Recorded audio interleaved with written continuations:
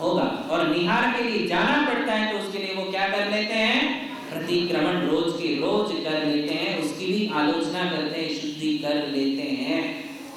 बात समझ में आई? जहां तक संभव है शक्य अनुष्ठान, जो शक्य है, पॉसिबल है, संभव है, वो चर्या का पालन हमारे साधु करते हैं। जो उनके लिए आज पॉसिबल नहीं है उसको शास्त्रों में लिख दिया कि ऐसी ऐसी बातें नहीं करना, इतनी कठिन चर्या नहीं पालना कि जिसके कारण आकुलता हो जाए, जिसके कारण शरीर बीमार पड़ जाए, जिसके कारण हम फिर साधना से वंचित हो जाए, ऐसी कठिन चर्या नहीं करना। वो बातें हैं, अलग है, वो भी हम आपके लिए बताएंगे। किंतु आज हमने ये तीसरी बात सीखी है कि वो दूसरी बात ये बताई कि वो विहार करते हैं, पैदल ही करते, चप्पल भी वो नहीं पहनते हैं। क्यों नहीं पहनते? क्योंकि उन्हें कष्ट सहना है। क्या करना है? कर्मों की निर्जरा करने के लिए जो सहा जाता है, जो कष्ट सहा जाता है, उसे परिश्रम कहते हैं और उन्हें कष्ट सहना है। उन्हें चप्पल क्यों पहनी जाती है? चप्पल क्यों पहनते हैं? कांटे नहीं लगे, कंकर नहीं चुभे, या रास्ता बहुत गर्म है तो उससे बचने के लिए आप चप्पल पहनते हो, शूज पहनते हो। दिखावा बाद की बात है, फिर उसमें कितना अच्छा शूज है, कितने की शूज है, कितने की चप्पल है, ये दिखावा बाद की बात है। मूल बात क्या है पहनने की? कि हमारे लिए कांटे कंकर वगैरह ना चुभे, और दूसरी बात है कि रास्ते की गर्मी से हम बच जाए। तो साधु लोग ये कष्ट सहन करने के लिए चप्पल नहीं पहनते हैं कि चुभेगा तो मैं उसे सहन करूंगा। बात समझ में आई? रास्ता गर्म है तो मैं उस रास्ते की गर्मी को सहन करूंगा। इसलिए तो केशलोच करते हैं कि जो केशलोच की गर्मी सहन कर ले, पूरा सिर गर्म हो जाता है केशलोच के पश्चात। जो सिर की गर्मी सहन कर सकता हो, पैर की क्यों नहीं सहन कर सकता? बात समझ में आ गई? तो वो इसलिए चप्पल नहीं पहनते कि उन्हें कष्ट सहना है, और दिन में ही विहार करते, रात में विहार नहीं करते। इस प्रकार की ये तीन मूल बातें आज हमने साधुओं के विषय में जानी। और भी बातें हैं कि वो पिछी यूज क्यों करते हैं, कमंडल उनके साथ क्यों होता है, शास्त्र जिनवाणी किस लिए होती है, और कौन से उपकरण उनके पास हो सकते हैं। ये बातें हम आपके लिए आगे के प्रसंग में बताएंगे कि पिछी क्यों यूज करते हैं, मोर के पंख क्यों होते हैं, और इससे क्या किया जाता है। ये सारी बातें अगली क्लास में हम आपके लिए बताएंगे। आज इतना ही। महावीर भगवान की जय।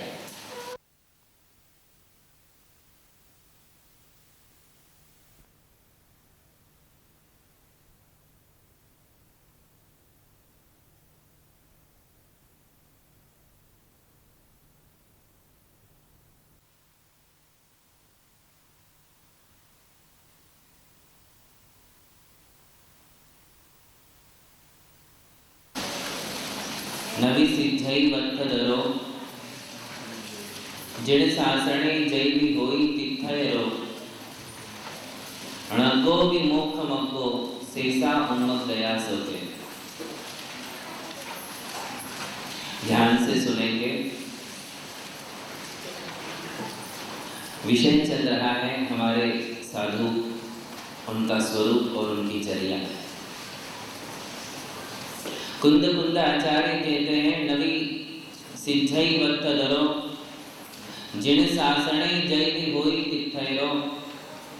इस संसार में यदि तीर्थंकर भी हैं और वे अभी वस्त्र सहित है तो उनके लिए सिद्धि की प्राप्ति नहीं होती है। तीर्थंकर भगवान भी हैं और तीर्थंकर होने के पश्चात भी जब तक वे वस्त्र का त्याग नहीं करते, अलंकारों का त्याग नहीं करते, राज वैभव का त्याग नहीं करते हैं, वन का मार्ग नहीं अपनाते हैं, तब तक उनके लिए भी सिद्धि नहीं होती है। नग्गो ही मोक्ष मग्गो, नग्नता ही मोक्ष का मार्ग है।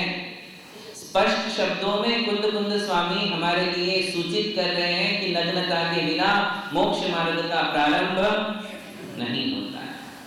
हालांकि गृहस्थ के लिए सम्यक दर्शन हो जाता है, मोक्ष मार्ग का एक अंग उसके साथ जुड़ जाता है, किंतु जब तक सम्यक दर्शन, ज्ञान और चारित्र की एकता नहीं होती है तब तक साक्षात मोक्ष मार्ग प्रारंभ नहीं हो पाता है। और वह रत्नत्रय की त्रिवेणी बिना वस्त्रों का त्याग आत्मा में नहीं बह सकती है।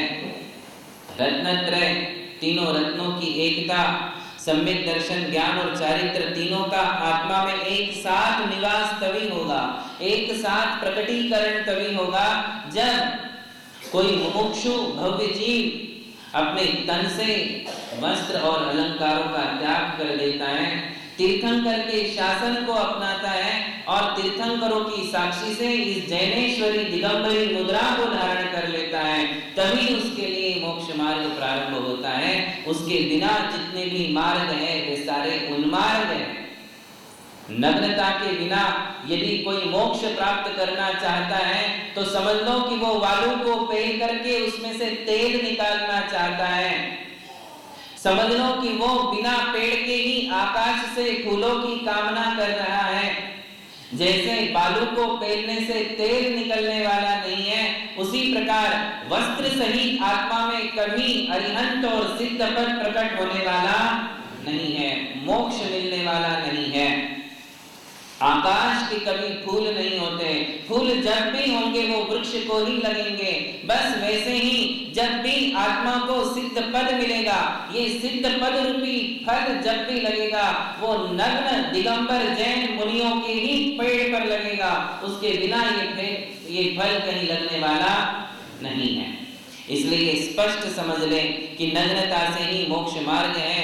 बिना मुनि बने आज तक किसी के लिए अरिहंत और सिद्ध पद की प्राप्ति नहीं हुई है।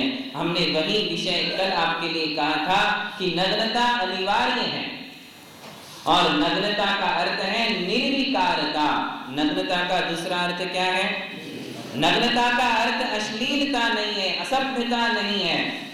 नग्नता का अर्थ वासनाएं नहीं है, नग्नता का अर्थ है निर्विकारता। अंतर विषय वासना वर्ते, बाहर लोक लाज भय भारी। त्याते परम दिगंबर मुद्रा, धर नहीं सके दीन संसारी। ऐसी दुर्धर नगन परीश, जीते साधु शील व्रतधारी। तिनके बालक वत निर्भय, तिनके चरणन धोक हमारी। ऐसी चार पंक्तियां 22 परीक्षाओं में पढ़ने को मिलती हैं। क्या कहा उसमें?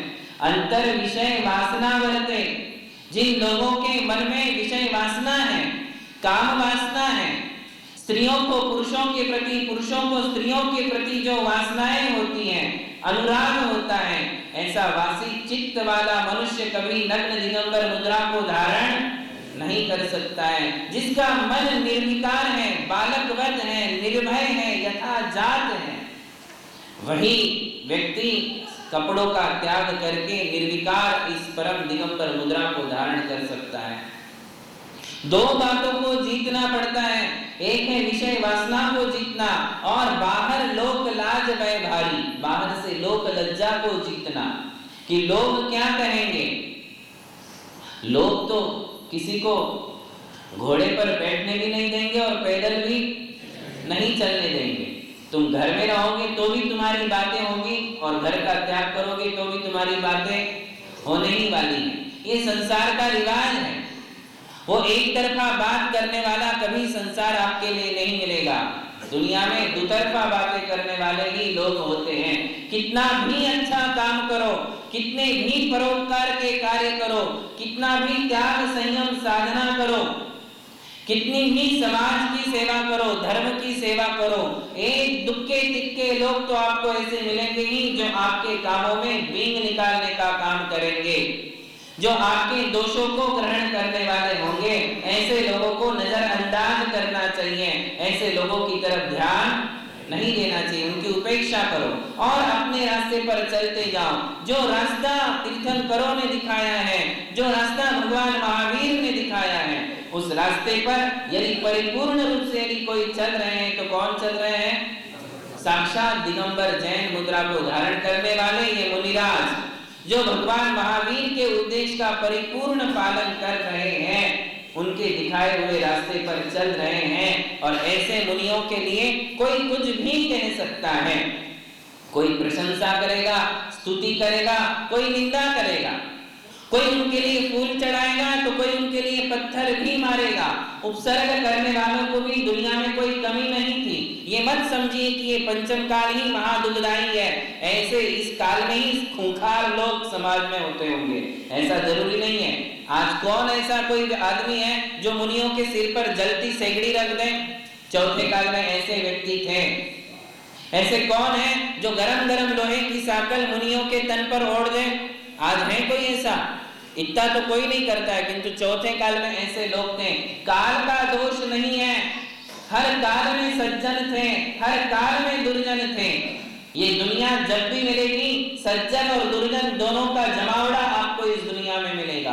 केवल सज्जन लोगों का ही काल होता हो ऐसा आपको कभी नहीं मिलेगा। सज्जन होंगे वहां दुर्जन भी होंगे ही होंगे। इसलिए दुर्जनों की उपेक्षा करिए, उनकी सोच में अपनी सोच को मत मिलाइए, उनकी वचनों की तरफ ध्यान मत दीजिए। चलते हुए साधुओं को कई लोग कहते कि ये तो पाखंडी है, तो साधु सोचता है कि हाँ मैं पाखंडी हूं।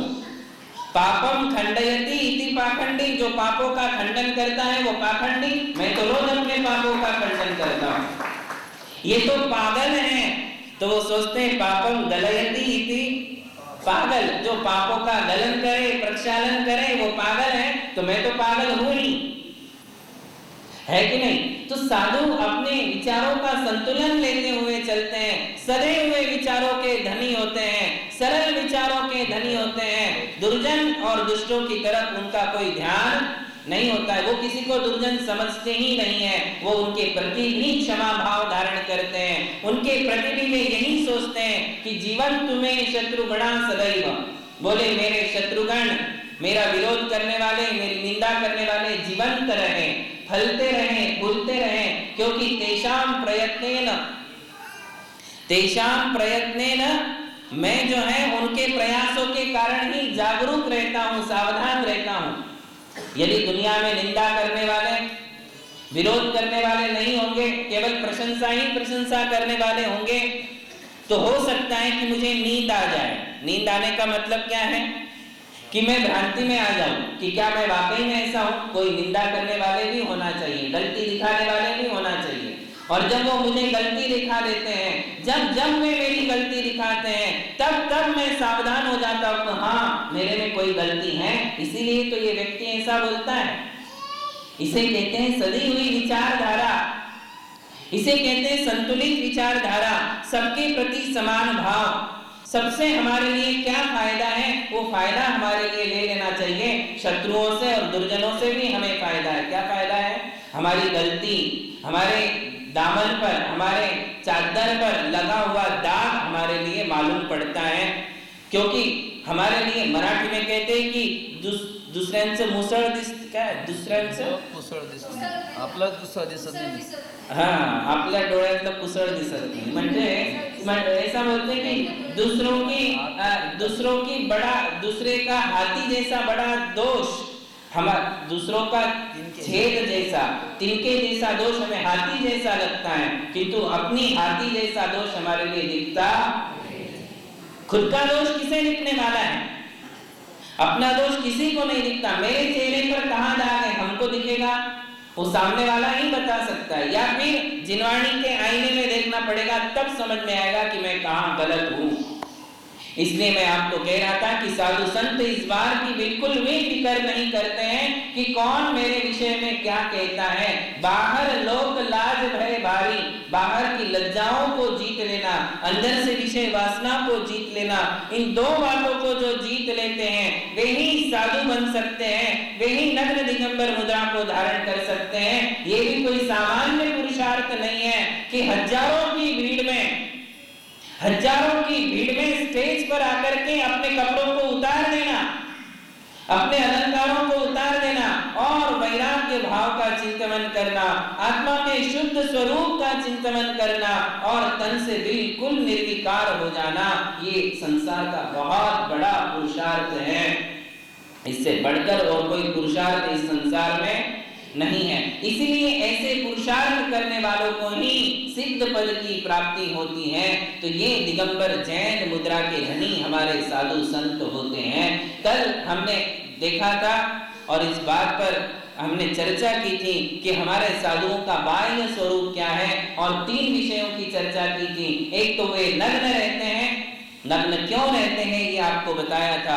फिर कहा था कि वे केशलोंच करते हैं, क्यों करते हैं, कब करते हैं, कैसे करते हैं, इस बात की विवेचना हुई थी। और तीसरी बात बताई थी कि वे पैदल ही विहार करते हैं, रात में विहार नहीं करते हैं, पैदल ही विहार करते हैं, 4 हाथ की भूमि को देखते हुए ही विहार करते हैं। अब इसके आगे हम बढ़े कि और हमारे साधु संत कैसे होते हैं, तो कहते हैं एक बार दिन में ले आहार खड़े अलप निज पान में। कैसे करते हैं आहार, बोले एक बार दिन में एक ही बार आहार करते हैं, और वो भी एक मध्याह्न काल के पहले या मध्याह्न काल के बाद। 2 बेलाएं साधुओं के आहार के लिए मानी गई हैं। सूर्योदय के कितने मिनट बाद आहार करेंगे, पूरे 3 घंटे बाद।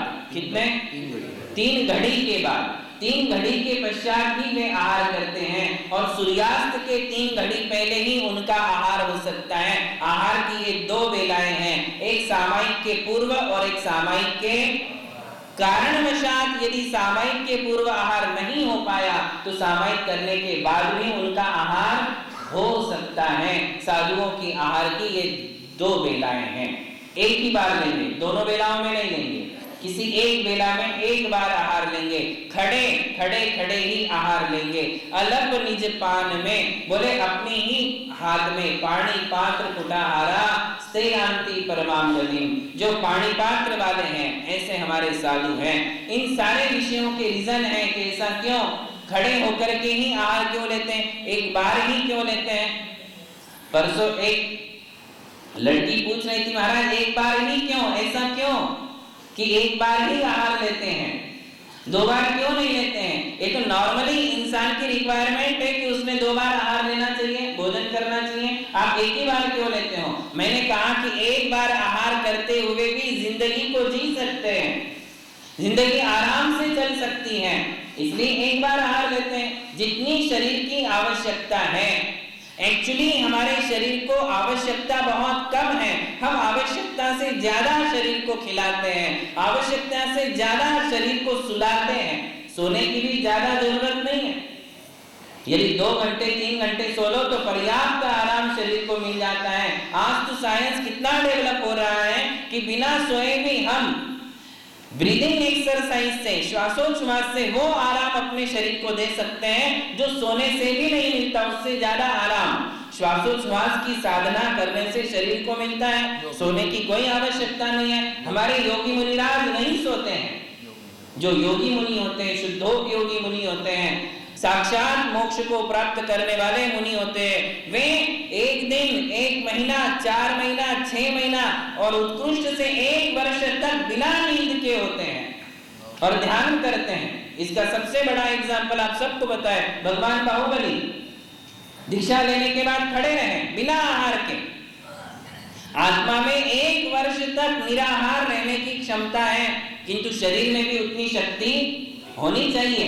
यदि शरीर में शक्ति नहीं है तो संभव नहीं है, किंतु शरीर में यदि सहनन उत्कृष्ट है, शक्ति उत्कृष्ट है, तो ये हमारी आत्मा 1 साल तक निराहार रह सकती है, बिना नींद के रह सकती है। तो ये जो है हम आवश्यकता से अधिक शरीर के लिए करते हैं, इसलिए बीमारियां हैं, इसलिए अस्वस्थता है, इसलिए आकुलताएं हैं, अशांति है, परेशानियां हैं, समस्याएं हैं।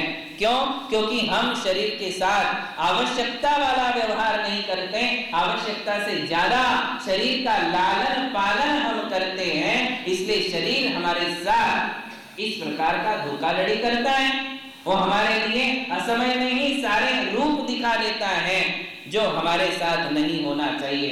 तो मुनियों का जो जीवन है, साधु संतों का जो जीवन है वो प्राकृतिक है, जितना आवश्यक है उतना ही आहार लेते हैं, 1 बार में उनका जीवन चल सकता है, इसलिए वो 1 बार आहार लेते हैं। ऐसी जिनेंद्र भगवान की आज्ञा है। और खड़े खड़े ही आहार क्यों लेते हैं? तो इसका भी कारण है कि उनका ये नियम है कि जब तक मेरे पैरों में शक्ति है चलने की, तब तक मैं आहार करूंगा। जिस दिन मेरी इंडिपेंडेंसी खत्म हो जाएगी, मेरी स्वतंत्रता खत्म हो जाएगी और मुझे लोगों का सहारा लेना पड़ेगा, उस दिन मैं आहार पानी का त्याग कर दूंगा। यदि मेरे में चलने की, उठने की, खड़े रहने की क्षमता नहीं है, लोगों का सहारा लेना पड़ रहा है, तो मुझे समझ लेना चाहिए कि अब ये मेरे आयु के अंतिम क्षण है। मेरे लिए संलेखना का विचार बना लेना चाहिए, संलेखना की साधना प्रारंभ कर लेना चाहिए। ये भाव उनके मन में है। यदि ऐसा नहीं होगा, बैठ करके आड़ लेंगे, तो फिर उनके लिए इस चीज का भान नहीं रहेगा, क्योंकि कितनी भी तबीयत खराब हो, चलने फिरने की क्षमता ना हो, तो भी आदमी बैठ करके खाना खा ही लेता है।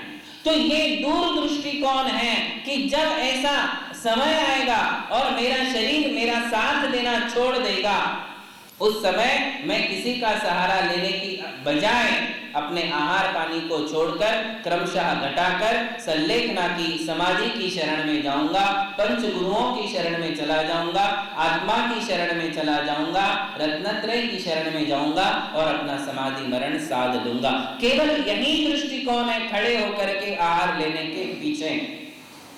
बात समझ में आ रही है आपको?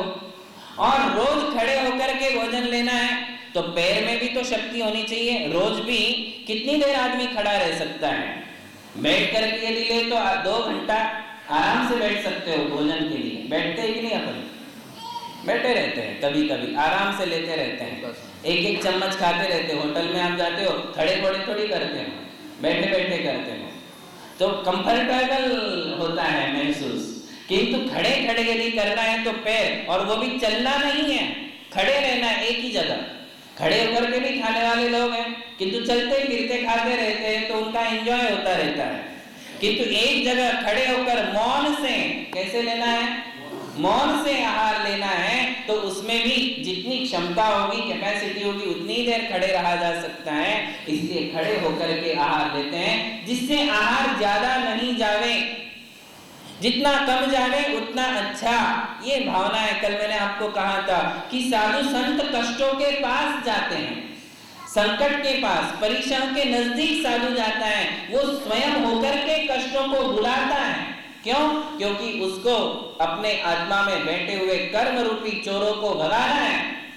और ये कर्म रूपी चोर इतने उद्दंड हैं कि इनको बोलने से वो जाने वाले नहीं हैं। अब उनके लिए एक ही है कि ज्ञान दीप तप तेल भर, घर शोधे ब्रह्मचोर, या विन या निकसे नहीं बैठे पूरब चोर, या विद बिन निकसे नहीं।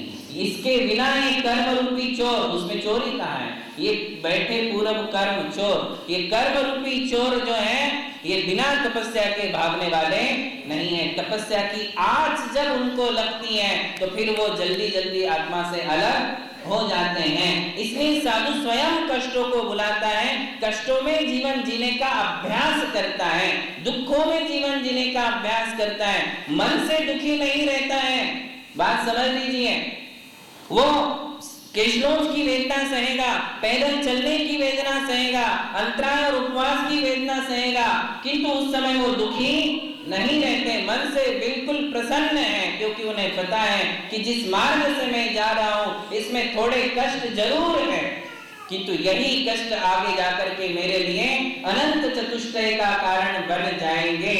सोने को शुद्ध होने के लिए तपना पड़ता है, उसको घिसा जाता है, उसका घर्षण किया जाता है, उसको ताड़न किया जाता है और आग की भट्टी में झोंक दिया जाता है। जब आग की भट्टी में वो आग को सहता है तो फिर निखर करके बाहर आता है और फिर उसके ऑर्नामेंट्स बनते हैं, उसकी कीमत आती है, मार्केट में उसका रेट आ जाता है।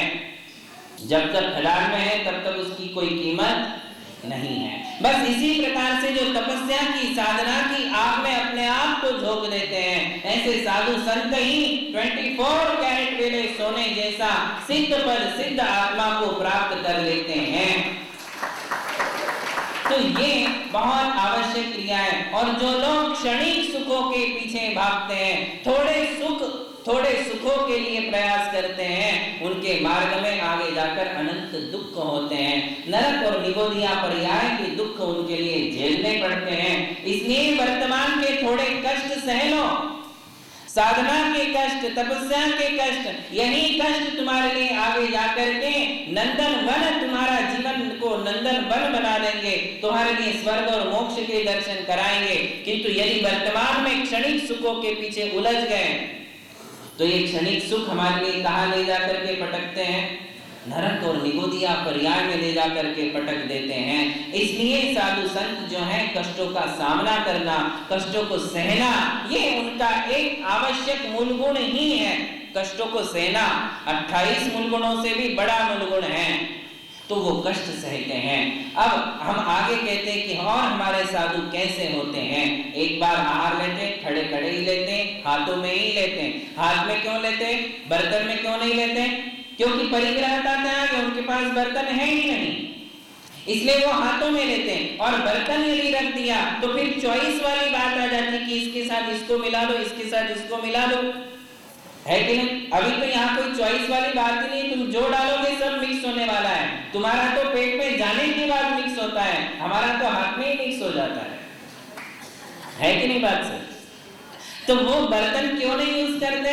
बर्तन यदि रख दिया, बर्तन में यदि सारी चीजें रख दी तो फिर सिलेक्ट कौन सा करना है और रिजेक्ट कौन सा करना है, ये दो बातें उसमें आ जाती हैं। फिर जो मन पसंद है वो हम लेकर के खाते हैं, और साधुओं को मन पसंद वाली बात नहीं है।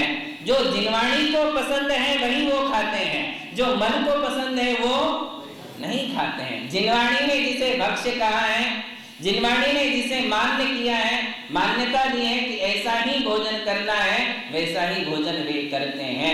साधुओं के भोजन का भी एक नियम बनाया गया है कि जहां तक संभव हो, कहते हैं कि यदि धूप के दिन है तो धूप के दिनों में साधुओं ने 2 भाग पानी और 1 भाग भोजन करना चाहिए, चौथा भाग खाली छोड़ देना चाहिए। महावीर भगवान की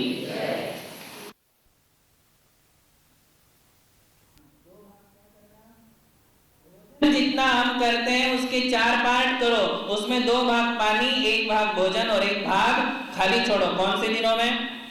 गर्मी के दिनों में। और ठंडी के दिनों में कहते हैं कि 2 भाग भोजन करो और 1 भाग पानी पियो, चौथा भाग खाली छोड़ दो। और बरसात के दिनों में जैसा संभव हो प्रकृति के अनुकूल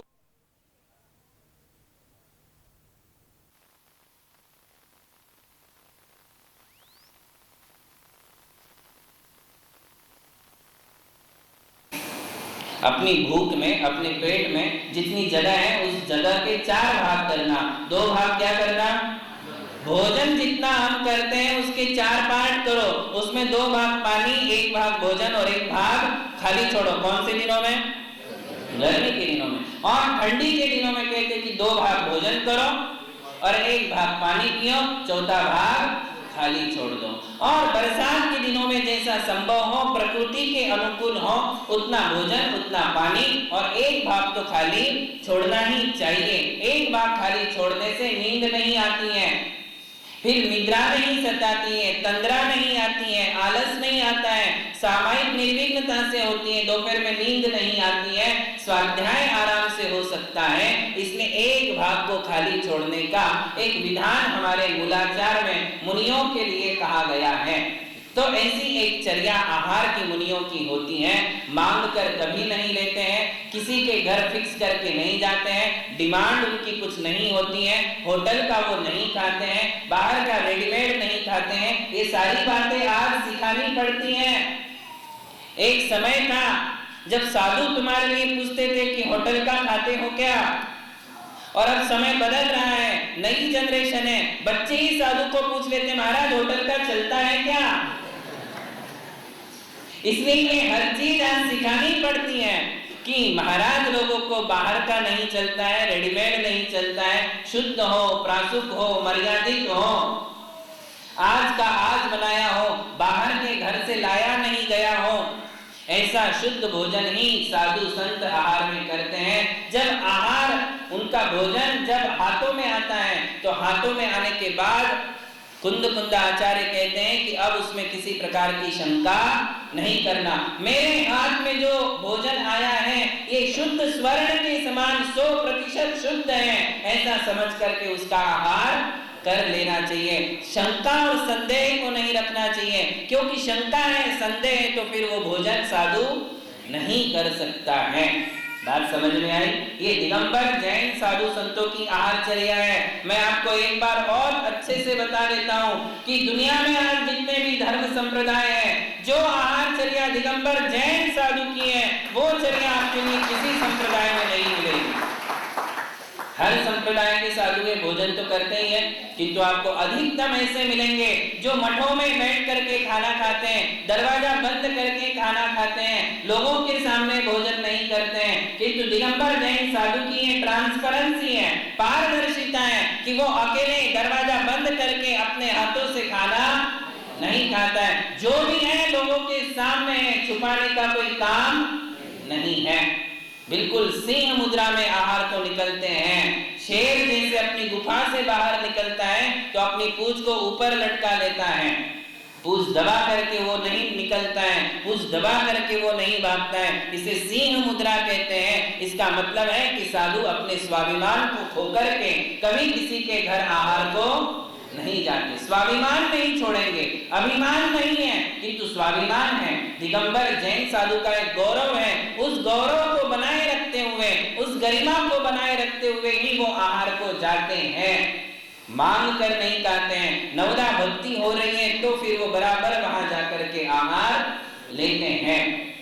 तो ये हमारे साधु संतों की चर्या है। सब कुछ लोगों के सामने है, श्रावक के सामने है। कितनी बार ले रहे, कितना आहार ले रहे, क्या आहार ले रहे, छुपाने का कोई काम ही नहीं। अरे छुपाएंगे कहाँ, कपड़े ही नहीं है, कोई जेब ही नहीं है कि छुपा ले, छुपाने को कुछ भी नहीं है।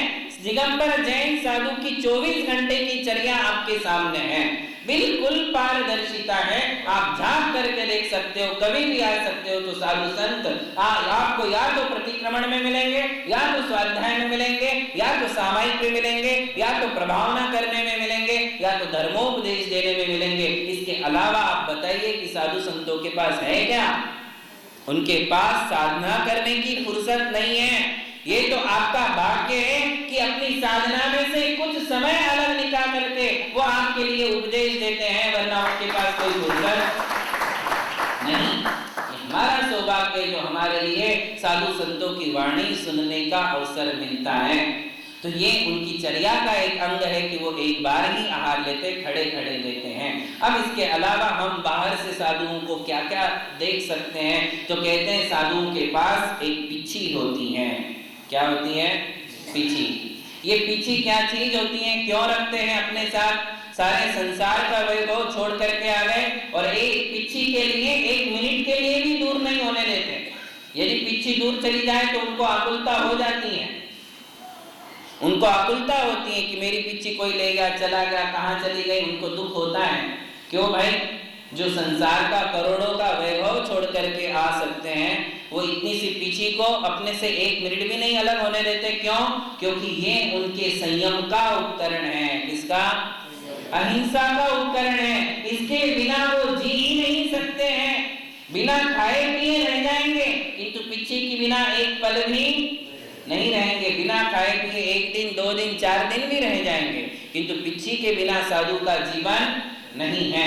देखिए 2 प्रकार के साधु हैं, एक शुद्धोपयोगी होते हैं और एक शुभोपयोगी होते हैं। इन दोनों में क्या भेद है वो हम आपके लिए एक अलग से एक दिन का लेसन वही होगा कि क्या होते हैं मुनिगण, क्या होते हैं शुद्धोपयोगी और शुभोपयोगी मुनि। किंतु हम आपको कह रहे हैं कि आज वर्तमान में जो भी साधु हैं उनके लिए पिछी आवश्यक है। इसके बिना साधु अपने संयम और अपनी साधना नहीं कर सकता है। क्यों लगती है? क्योंकि इससे वो जीवों की रक्षा करते हैं।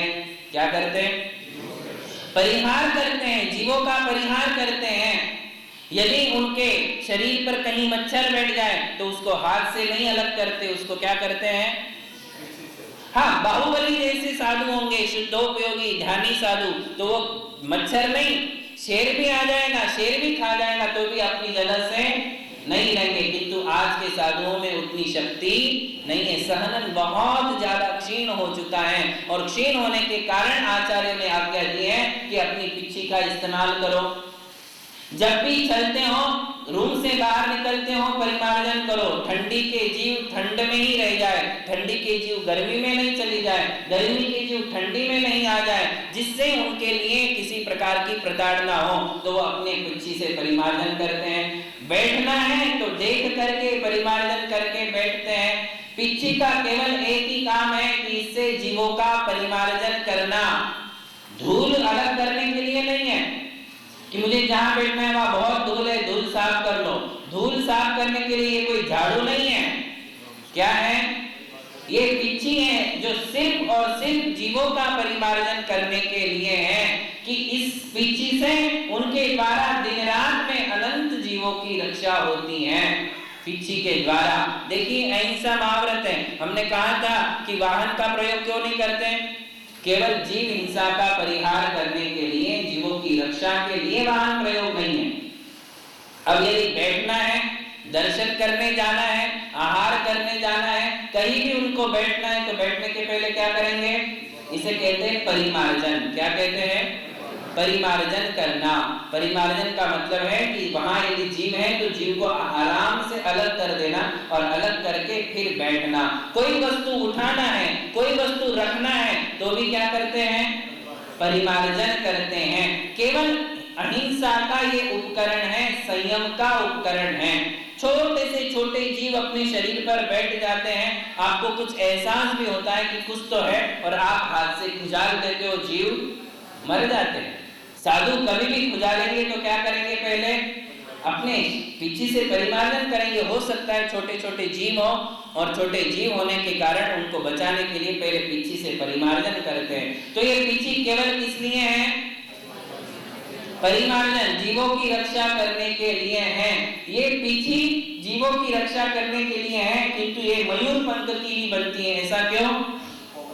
इसके कारण है। तो मूलाचार में इसके कारण कहे हैं, वो कारण भी आपको बताते हैं कि पिच्छी मयूर के पंख से क्यों बनती है। तो कहते हैं रज सेदानम गहनम, कि इससे जो है, इसमें 5 क्वालिटीज हैं, 5 विशेषताएं हैं मयूर के पंख में। कितनी? 5 विशेषताएं। कहते हैं कि रज सेदानम अगहनम, इसे कभी धूल नहीं लगती है। पिच्छी को कभी धूल यदि लगता है तो अपने आप उतर जाती हैं, झड़ जाती हैं, धूल चिपक करके नहीं रहेगी पिच्छी को। क्योंकि भाई जीवों का जब परिमार्जन करेंगे साथ में धूल भी उसको लगने वाली है, किंतु धूल लगेगी भी और तुरंत उतर भी जाएगी, उसको चिपक करके वो नहीं रहती। ये पिच्छी जो है, पंख जो है, ये धूल को ग्रहण नहीं करती है। दूसरी बात जो है, पसीने को भी वो ग्रहण नहीं करती है। शरीर का परिमार्जन करेंगे और उसमें पसीना भी उसको लगेगा, किंतु पसीना लग करके वो क्या हो जाता है? उड़ जाता है, सूख जाता है, उसको लग करके नहीं रहता है, नहीं तो खराब हो जाएगी। किंतु इसमें ये क्वालिटी है, इसमें ये 5 स्पेशलिटीज हैं। इसी के कारण इसी पंख की पिच्छी को हम प्रयोग करते हैं और कहते हैं कि ये जो पिच्छी है, ये धूल को ग्रहण नहीं करती है, इसको पसीना नहीं लगता है, ये बहुत ही सॉफ्ट होती हैं, कोमल होती हैं। कैसी होती हैं? तीसरी खासियत, इतनी सॉफ्ट है कि इसको यदि हम आंखों में भी डाल देते हैं, आंखों में, हमारी पलकों का यदि बाल है, आंखों की पलक होती है, पलक का बाल भी यदि थोड़ा अंदर जाता है तो हमें चुभता है, वो भी चुभता है। ये उससे भी ज्यादा सॉफ्ट है, बहुत ज्यादा कोमल है, इसके लिए इसको आंखों में भी डाल दो तो भी ये चुभती नहीं, इतनी सॉफ्ट है। और सॉफ्ट होना जरूरी है क्योंकि जीवों की रक्षा करना है। जब उसको हम वहां से हटाएंगे तो इससे उसको अनुभव भी नहीं होगा, उसको फील भी नहीं होगा कि कुछ मुझे टच हो रहा है। सूक्ष्म से सूक्ष्म जंतु भी होगा तो पिच्छी से उसकी विराधना, इस पंख से उसकी विराधना नहीं होती, इसलिए ये बहुत सॉफ्ट है इसलिए। और चौथी इसमें खासियत है कि बहुत लाइट वेट है, हल्की है वजन में। कैसी है? रज सेदानम गहनम मद्दव सुकुमाल दा लहुत्ताय, बोले इसमें जो है लघुता, लघुता, लघुता का मतलब है बहुत ही इसमें हल्कापन है। साधुओं को 24 घंटा यूज करना है, 15 किलोमीटर चलते हैं, 20 किलोमीटर चलते हैं, यदि ये भारी हो जाए तो उनको दिक्कत हो जाएगी। ये बिल्कुल भारी नहीं, आप पकड़ के देखो बहुत हल्की है, आप भी संभाल सकते हो। ये तो ध्यान रखो, ये जितनी हल्की है उतनी वजनदार है। इसको हर कोई नहीं ले सकता है, वजनदार आदमी ही इसको उठा सकता है, वजनदार आदमी से ही ये हल्की चीजें उठ सकती है। जितनी हल्की उतनी ही भारी है। भारी यानी कैसी है? उसको लेने के लिए, उसको लेकर चलने के लिए बहुत बड़ा साहस लगता है, बहुत ही बड़ा साहस लगता है। बिना साहस जुटाए कोई बिच्छी को नहीं उठा सकता है। तुम 10-10 किलो की वस्तु उठा सकते हो, किंतु ये 500 ग्राम की वस्तु नहीं उठा सकते हो। कमंडल पकड़ करके चल सकते हो, कमंडल का वेट होता है 2 किलो 3 किलो का वेट हो जाता है, उसको लेकर के आप साधु संतों के साथ चलते हो, किंतु पीछे नहीं मिल सकती है। परसों हम ऐसे ही नीचे जा रहे थे, हमारे साथ शास्त्र था, तो हमने कहा भैया शास्त्र ले लो, तो एक ने शास्त्र ले लिया और दूसरा कहता है महाराज पीछे भी ले लो। नया लड़का था, बिल्कुल नया लड़का था, उसको लगा कि महाराज की हेल्प अब मैं करना है। एक ने कमंडल उठाया, एक ने शास्त्र उठाया, तो वो बिल्कुल नेचुरली बोल रहा था महाराज मैं ये पीछे ले लेता हूं। उसको पता ही नहीं था कि पीछे ली जाती या नहीं ली जाती, कैसे ली जाती है। तो ये जो है आज हमारे लिए नए बच्चों को सिखाना बहुत जरूरी है कि हमारे दिगंबर जैन साधु ये पीछे क्यों नहीं करके चलते हैं। कई बच्चे ये समझते कि धूल साफ करने के लिए है, झाड़ा पोछा करने के लिए है। कई बच्चे ये समझते हैं कि ये कोई जो है मंत्र तंत्र वाली वस्तु है कि इससे बहुत ज्यादा काम हो जाते होंगे, इसलिए। किंतु मूल वस्तु क्या है इसमें? केवल ये संयम का उपकरण है, अहिंसा का उपकरण है, और ये मयूर पंख से बनती है। इससे आशीर्वाद भी दिया जाता है, आशीर्वाद इससे देते हैं, ये सेकेंडरी काम है। प्राइमरी काम क्या है? इससे जीवों की, अरे आप बताइए, यदि छोटे छोटे असंख्य जीवों की इससे रक्षा हो सकती है, तो आप जैसे मोटे लोगों की इससे रक्षा नहीं होगी? नहीं होगी, बिल्कुल होगी। जिसके माथे पर ये पीछी लग जाती है वो बहुत बड़ा सौभाग्यवान कहलाता है। जिस पीछी से अनंतानंत जीवों की रक्षा होती है वो पीछी द्रव्य मंगल मानी गई है। क्या मानते उसको?